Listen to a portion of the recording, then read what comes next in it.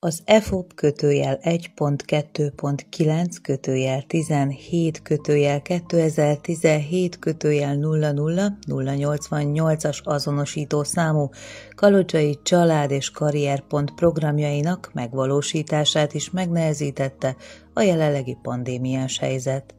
Azonban a pályázatban közreműködők, ha élőben nem is tudják kivitelezni mindazt, amit célként tűztek ki, az internet és a közösségi oldalak segítségével szeretnék közzétenni előadásaik, bemutatóik anyagát. Eddig a Hagyományőrző Házban a pályázati programok autentikus környezetben zajlottak. Többféle foglalkozást is tartottunk már, kézműves foglalkozásokat, illetve gasztronómiai vonatkozású foglalkozásokat is. A mostani állomás szintén gasztronómiai, mert hogy mézeskalácsot készítünk, illetve a mézeskalács díszítését is majd bemutatjuk. Hogy miért fontos ez a pályázat szempontjából? Azt gondolom, hogy olyan foglalkozások vannak már a hátunk mögött, és az érdeklődők olyan előadásokat láthattak, hallhattak, vehettek részt olyan képzéseken, amelyek a munkaerőpiacon megállják a helyüket. Gondolok itt a mostani foglalkozásra is, akár a mézeskalács készítésre, de akár visszatekinthetünk az elmúlt foglalkozásokra is, a grillás torta készítésre, a disznótoros szokásokra, a különböző kézműves foglalkozásokra, hímzésre, pingálásra, kézi-gépi hímzés módszertanának elsajátítására, hiszen mindezek a munkaerőpiacon keresett termékek lehetnek. A mai világban reneszánszát éli a népi motívumok alkalmazása. A modern ruhadarabokon is megjelennek a népi motívumok, többek között a kalocsai virágok is, díszítőelemként, táskákon, cipőkön, pólókon, ruhákon, háztartási textiliákon, és felsorolni se tudom, hogy milyen változatos helyeken jelenhetnek meg. Tehát mindenféleképpen piacképes az a dolog, amit itt tőlünk tanulhatnak, illetve a gasztronómiai programokban is igyekeztünk olyanokat válogatni, amelyek megállják a helyüket, hiszen nagyon keresettek a kézműves termékek élelmiszerekben is. A mézeskalács, mint ajándék például megjelenhet, tehát nem csak édességet kínálunk, hanem akár ajándékot is készíthetünk ezzel, és ezek ma eladható termékek. Jól ki lehet vele egészíteni a keresetet, illetve hát vannak emberek, akiknek ez megélhetést jelent. Mindenféleképpen azt gondolom, hogy hasznos, amit most tőlünk tanulhatnak, láthatnak, hallhatnak. Ha a látottak alapján valaki kedvet kapna a megismert tevékenység vállalkozássá fejlesztéséhez, akkor bátran keresse a Kalocsai Család és Karrierpont ügyfélszolgálati irodáját, ahol ebben segítséget tudnak neki nyújtani.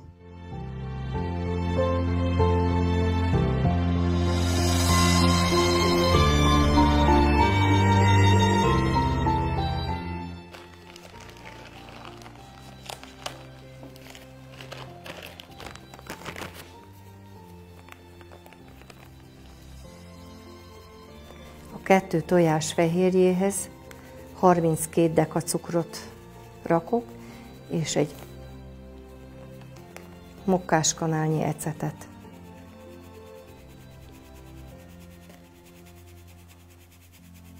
Hát ez egy kicsit porol. De fontos, mert akkor az írókával nem jó bánni, hogyha nincs megszitálva.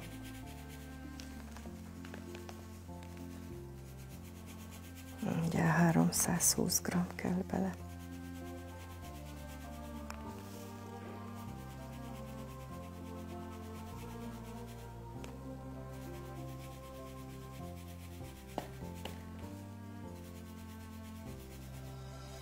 Megvan a 320.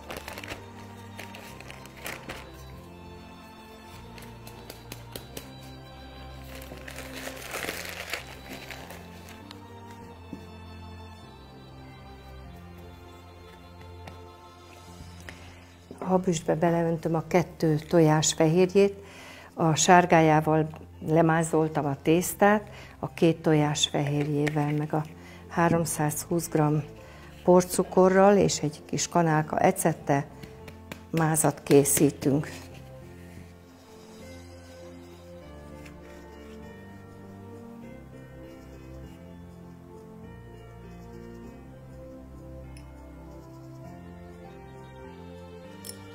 Így, egy kanálkában.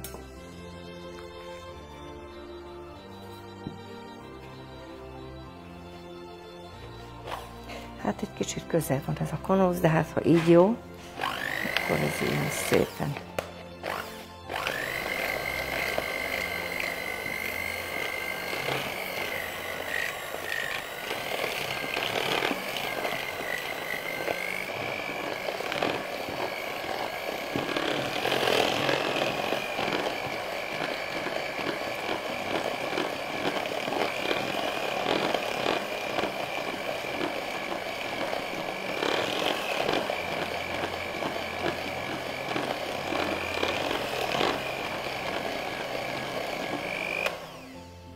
A máz néhány perc alatt elkészül, és jöhet a díszítés. Most hozzá fogunk kidíszíteni a mézes kalácsokat, amit megsütöttünk. Kicsit hűlni hagyjuk, mert melegen nem lehet rajzolni. És akkor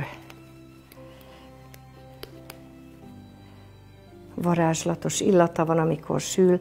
Örömmel szoktam leülni, rajzolni. A gyerekeknek is szoktam csinálni ilyen kis írókákat, és akkor mindenki a maga fantáziája szerint gyártja. Most először egy fenyőfát fogok megrajzolni.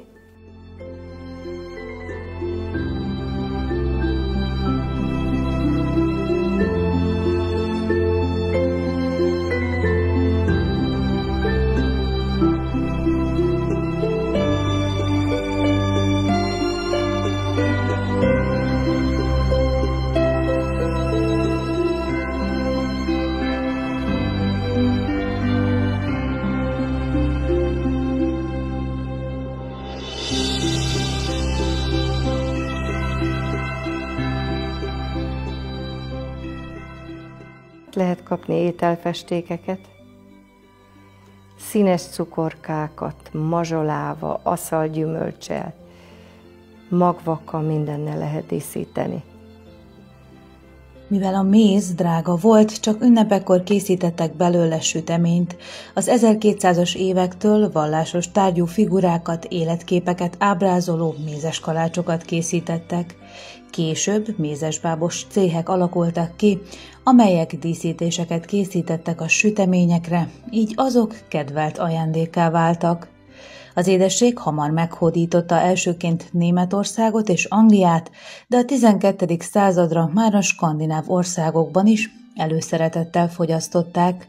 1444-es feljegyzések szerint gyomorrontás enyhítésére is használták svéd apácák, de ebben az időben már egyre több változata is ismert volt, hiszen már készítettek festett és ablakos mézes kalácsot is.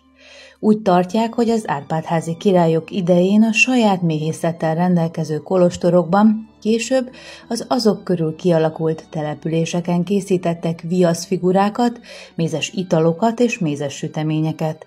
Mátyás király idején a fűszerekhez bécsi közvetítéssel jutottak a mézes kalácsosok. A magyarországi mézes kalácsos céhek a 17. század elején német és osztrák hatásra alakultak ki.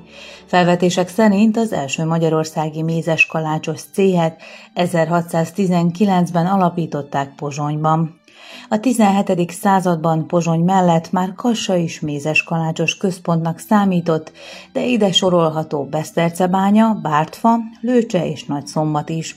A debreceni mézes kalácsosok céhének szabályzata 1713-ból ismert. A mézes kalácsos mesterek és céhek igyekeztek az akkor aktuális személyeket, eseményeket megörökíteni a formákban. A nagy, színes, tükrös szívek a parasztfiatalság szerelmi ajándékai közé tartoztak, amelyeket vásárokon, búcsúkon és piacokon árusítottak. Itt jegyzendő meg, hogy a mézeskalácsok áru értékesítése a legutóbbi időkig kizárólag vásárokon és búcsúk idején történt. Napjainkban megfigyelhető, hogy minden mézeskalácsos áruja más, mint a többieké, hiszen a mesterség művelése szívből jön. Szív az mindenkor. Akkor van a hintaló, huszár, ezek az autentikusak, a régi fajták. Na most ezeket, hát ugye ez a mézeskalács a valláshoz is közel áll, ha vannak szent búcsók, ott még mai napig is árulják a cukrászok. Régen mézesbábosnak mondták őket, most már cukrásznak árulják ezeket. De minden tájegységnek megvan a maga formája. Én például a kalocsai mintát szeretem rajzolni, leginkább.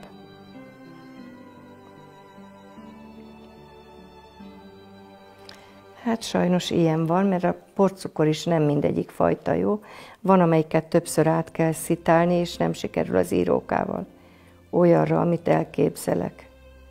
Tehát addig gyakorolom, meg csinálgatom, hogy jó legyen. A régi időkben csinálták ilyen ütőfával, kemény tésztát csináltak, és úgy avval a fákkal mintákat nyomtak, és akkor volt, hogy 3 napig szárították a tepsin, és azután sütötték ki. Gyönyörűek most is. Ha ilyen helyekre megy az ember, ilyen fesztiválokra, akkor lehet látni még azokat a formákat. Hát nagy mesterek vannak. Most is, akik régebb óta csinálják, ebben nagyon bele lehet gyakorolni, nagyon örömmel csinálja az ember, jó hangulattal. Nagyon jó kapcsolat van közöttünk, mindenki a másét dicséri, mert gyönyörű dolgokat csinálunk, mindenkinek más jön a keze alól. Igen, látjuk, hogy körülbelül tudjuk, hát szoktunk menni a Magyarok vásárára, Kiskunhalasra, Kiskörösre, az Agrárexpóra, most is voltunk, most kevesebben, mert tehát már nem tartottak meg olyan, nem is tudom, 500-an voltunk. Hát mézeskalácsos, most én egyedül voltam, de a mézet, mert azt is árusítjuk. Mézes volt másik is. Úgyhogy ahova hívnak bennünket. És milyen méztől lesz jó a mézeskalács? Hát most vegyes mézet raktam bele, de ez attól függ, hogy melyik család hogy szereti. Szóval lehet hársmézet is, kinek milyen a kedvence, bármelyiket lehet belerakni. Csak az a lényege, hogy meleg legyen a méz. Meg szobahőmérsékleten a vaj, ahogy el is mondtam, akkor szépen simára lehet keverni. De ha hideg a méz, akkor törik a tészta, akkor nem jó állaga van. Hát ez most a bárányka ilyen.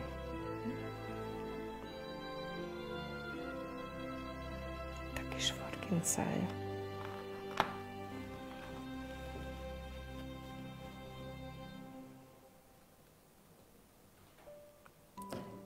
Ezek a kis csizmácskák, aranyosak.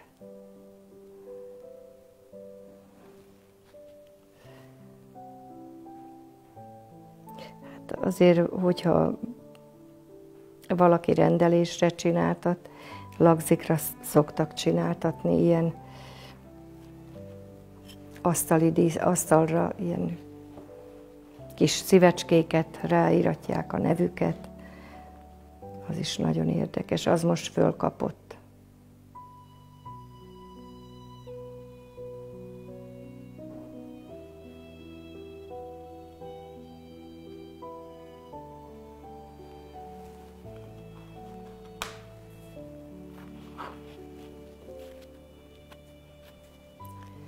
Még ez nem elég a szitálás, most nem olyan jó a tésztának.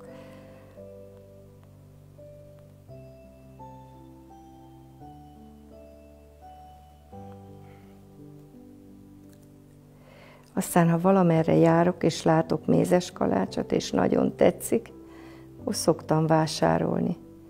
De egymásét nem szoktuk lekoppintani. Úgyhogy mindenkinek a lelkéből jön ez. Őstermelő vagyok a méhészetre, és a ez mézes ajándéktárgyként árusítom. Ezt celofánba szoktuk csomagolni, és akkor van egy kis bélyeg a hátulján, amire rá van írva a név, őstermelői szám, cím, úgyhogy az elérhetőségem. Tehát én leginkább a méz az indult be először, és akkor hát igény szerint ki miért szeret. Aztán a vásár mondja meg, hogy mi a kelendőbb. A feldíszített mézes kalács néhány óra alatt szobahőmérsékleten is megszárad, vagy alacsony hőmérsékleten, sütőben is pár perc alatt.